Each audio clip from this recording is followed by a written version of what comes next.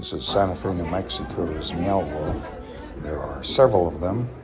One in San Francisco, Las Vegas, Nevada, Colorado, Arizona, and probably a few others that I don't know about. Anyhow, I went on a date and I took this lady here. She wanted me to show her around town for, this afternoon. I don't go on too many dates, so this was kind of a fun place to go since I hadn't been here in a while. It's one of the places I do like to go to because I find it really inspirational. All the colors and lights, images, all the little areas where, you can lose yourself in just one little aspect of this huge area. There's like just microcosms of little itsy bitsy, teeny tiny little toy environments. And then, it opens up to large areas too. And they have a concert area in there as well. But, as an artist, thinking about creativity, it is tough. You kind of lose touch with yourself as an artist. And what I mean is we all kind of run into I shouldn't say all of us, but let me restate that. Some of us get writer's block, and it can last years. But I think mine was probably due to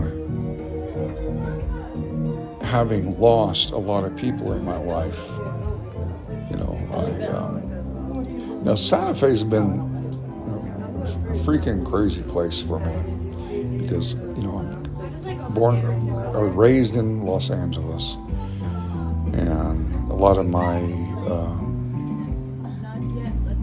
feelings and identities coming out of California, being getting involved with surfing and just the culture in general out there. But then I ended up, of course, I was here for quite a long time, and I had several girlfriends here. Now here's the deal. Now, being in Santa Fe, and you hold out for this romantic idea of finding somebody, and for me at least, because I'm a real sensitive guy. No, seriously, I really am. I'm very sensitive, and you want to share the experience of going to places like Meowwolf and going hiking, doing all kinds of neat things, and doing creative stuff with that special girl, and anyhow.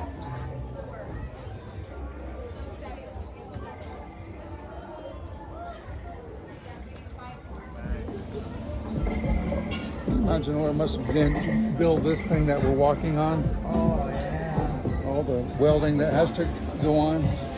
This has to hold several hundred tons. Not that you weigh a ton, I'm just saying. Yeah.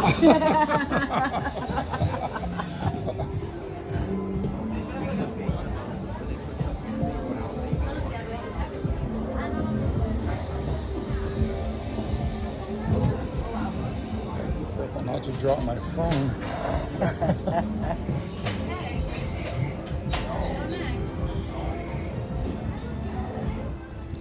Well, anyhow, so here I am on my date, thinking about all the girls I love before. I don't know if they're going and being there with me as I'm on my date with this lady. That'd be kind of a weird thing, but whatever.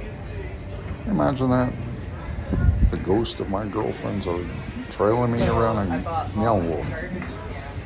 Now that would be something to write about. Maybe I should do something like that. Do some paintings about that. That would be cool. Or maybe write a story about it. but we need inspiration. And, I've thought so much about it and think about it.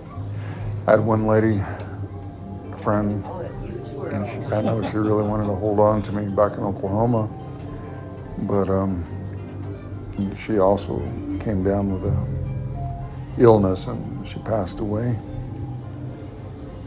And she was a unique woman. She looked like that lady Peg Bundy on Married with Children. Anyhow, I had another one who died in California. What are the chances of that? When I think about it, it's not like I hear a lot of people who have that experience of having, partners like that who passed away. And then, anyhow, it has affected my spirit of wanting to be creative. And at the same time, it's like, you want to try to start meeting people and going out on dates and doing stuff. And it leaves you with this, I don't know. I'm sure you got to understand that. It's like, you look at that and you think, fuck. If I date this lady, she's going to die. This one, she's going to die. I don't believe that, but, in the back of my mind, maybe I'm thinking that. And then you try to hold on to certain women. I actually had one lady, another lady, she almost died. She slit her wrists.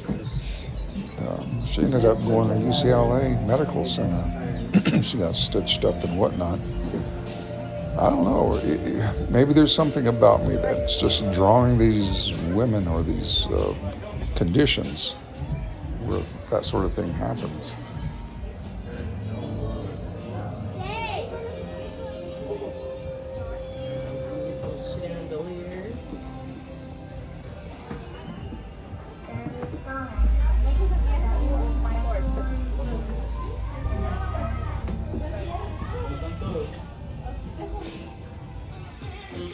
Oh, this guy was pretty cool. I liked it. I talked to him briefly after he did his thing, and he'd been playing for like 5 hours there. Can you believe that? That's a long. That has to be fun to do that.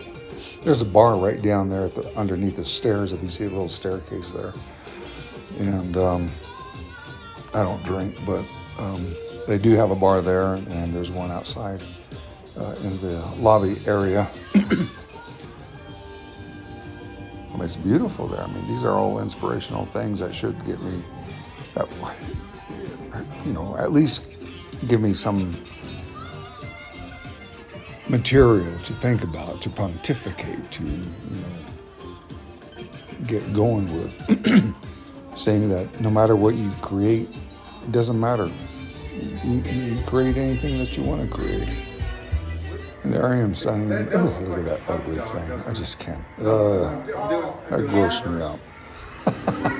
But it got a reaction out of me. That's all that's important. See? It doesn't matter how you feel about something. Somebody felt compelled to make something. I worked at the Allen Hauser Gallery, Foundry. Ooh, I like this. This kind of reminded me of sort of the city atmosphere. There's a hotel downtown Los Angeles called the Bonaventure, and they would have certain images like this scattered around. It's beautiful. They have, again, really elegant nightclubs in downtown LA. Always reminds me of drinking a martini. I'm not a big drinker anymore, but back in those days, I had done that. So for me, this is kind of like a little tiny reminder. Sort of has a little street, just a little. This is such a tiny area. It's almost the size of a big closet, but it looks so modern looking.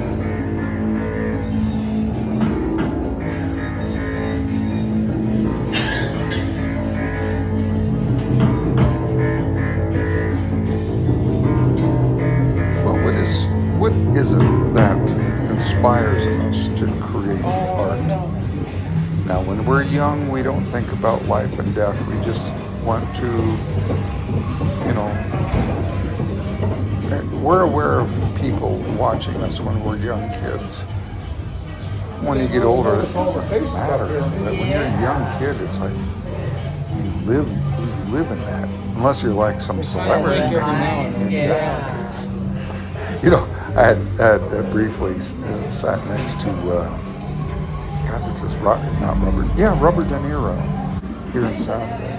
And there are a lot of famous people that live here in town, and they get annoyed by people bothering him, especially Robert De Niro. He hated it. I don't know. He did not like people bothering him. And Are these like space aliens or something? Oh, God, he hated people. I mean, I know some people, Yeah. well, just from what I saw, my interactions in Kind of neat though. no, he was not a happy camper around the public. A lot of actors are like that here in town. Which I guess that's understandable. Here we go. This. No, behind me.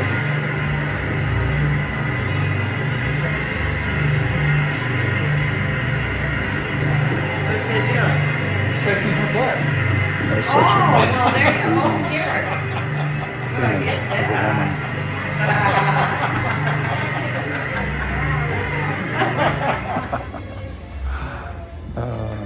God.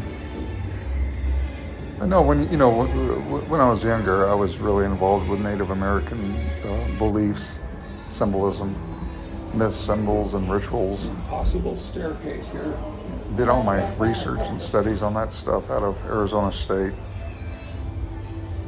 and in Claremont to some lesser degree.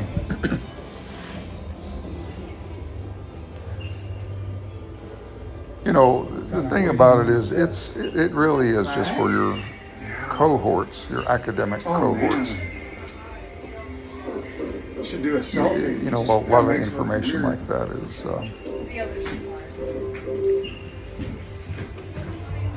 It doesn't mean anything to anybody except, you all know, these things. I mean, somebody has to think this school up classmates. to, you know, The four of us stayed put it, You know, you try to relay these things even to family. You know, they don't want to hear it.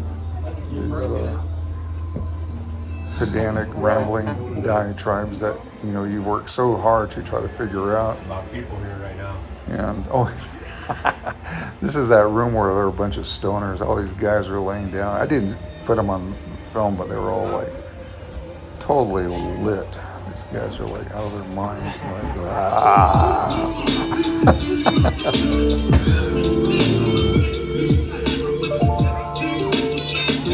This guy.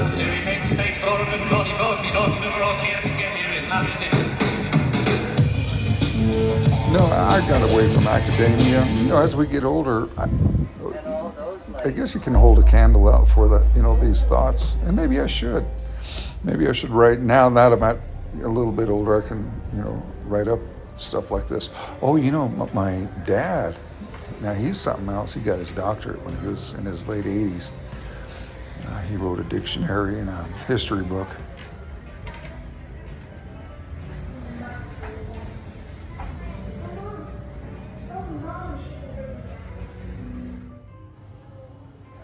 Well, whether you're writing a book, getting a doctorate, or just trying to do whatever you can as an artist, I really don't believe it really matters what you have achieved or not achieved in life.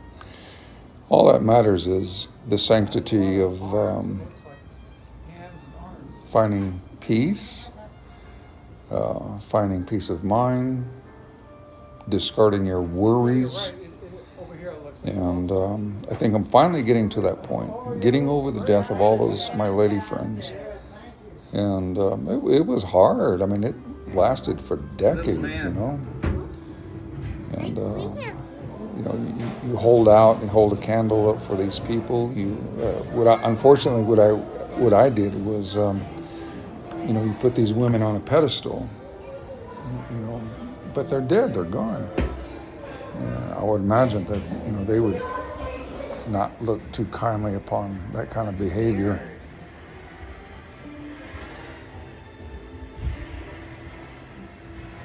And you see, you know, you engage with life and other people to see what they've done. That's so important. That's my date right there. And she came all the way down from up north, and she's a fine young lady. So life keeps going. See, I got to meet a young woman there, and we got to go to Meowwolf, and then see some silly artwork. Look at that silly thing. That's what life is about. And then hopefully it creates some kind of something in you, speaks to something. And again, I'll say this again, you know, art can save people, it can save countries, it can save your identity, it can save all kinds of things. It's there to vicariously give you something to hold on to and believe in some way, and I don't know what it is. It has nothing, you know, an environment like that has nothing to do with politics, has nothing to do with religion. This is just pure, 100 unadulterated creativity for the most part.